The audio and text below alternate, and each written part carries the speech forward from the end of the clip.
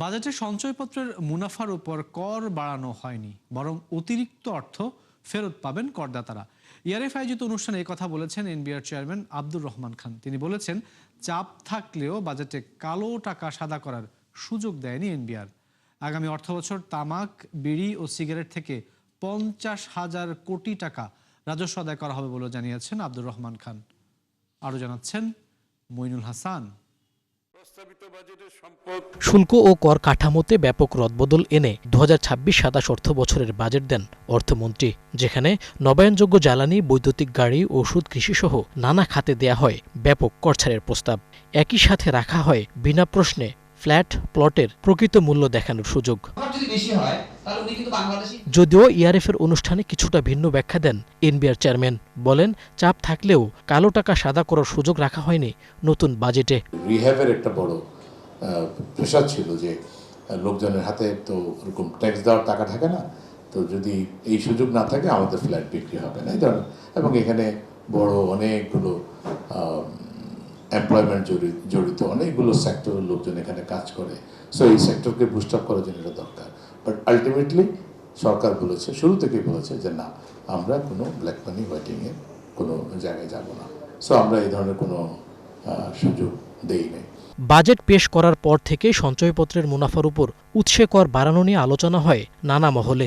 NBR chairman বলেন, এই হার আগের 10% আছে, বরং উৎসে করের পরিবর্তে তা বিবেচনা করা হবে আগাম কর হিসেবে। ফলে অতিরিক্ত অর্থ ফেরত পাওয়ার সুযোগ থাকবে গ্রাহকদের। এ সময় স্বর্ণ বিক্রি থেকে আয়ের উপর 15% কর বসানোর সমালোচনা করেন এই বিশ্লেষক। আপনি যদি 100টা রিটার্ন দেখেন, 100টা রিটার্নে দেখবেন 10 ভরি গোল্ড দেওয়া আছে, ভ্যালু কি দেওয়া আছে, আননোন অথবা জিরো।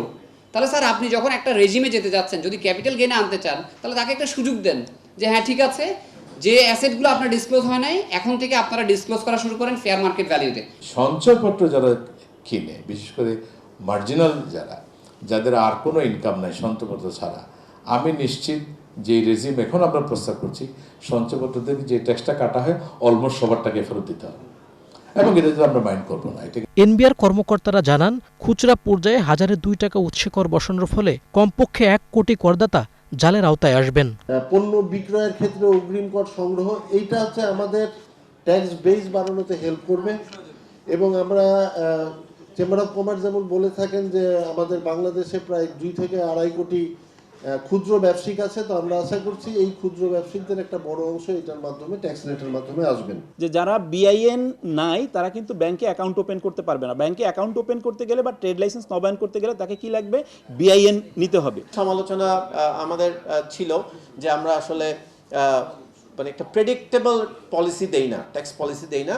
এই জায়গাটা থেকে আমার মনে হয় এবার ভ্যাট বলেন, কাস্টমস বলেন, ইনকাম ট্যাক্স বলেন, আমরা সব প্রত্যেকটা ডিপার্টমেন্টে বেরিয়ে এসেছি। আগামী অর্থ বছরে স্বয়ংক্রিয় অডিট কার্যক্রম বাড়িয়ে বাড়তি রাজস্ব আয় করার কথাও জানান এনবিআর চেয়ারম্যান। বলেন, সিগারেট, বিড়ি ও তামাক পণ্য থেকে রাজস্ব আয়ের লক্ষ্য 50,000 কোটি টাকা। মইনুল হাসান, 71, ঢাকা।